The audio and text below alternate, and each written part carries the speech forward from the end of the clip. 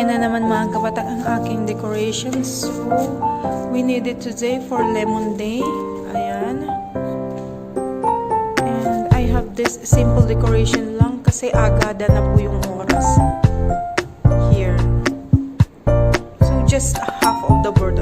I think 3/4 of the board. Ayan. So, lagyan ko lang siya ng leaves. And then, finish na siya. Mamaya na lang ilalagay yung lemonades.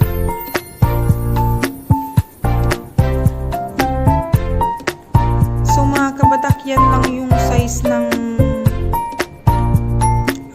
decoration na ginawa ko kasi we don't need the full whiteboards photo cover kasi online class naman yung iba and kailangan lang na may makita sa harap ng camera, so it's okay na po. Ayan.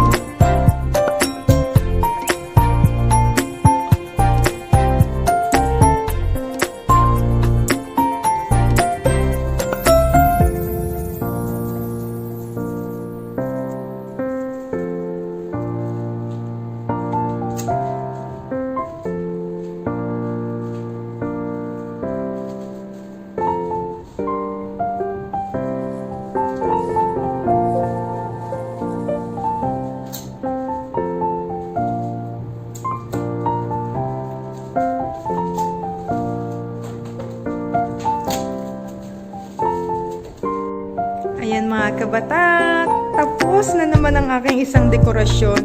And mga kabatak, hindi nyo po natatanong, actually I made it for I think 20 minutes.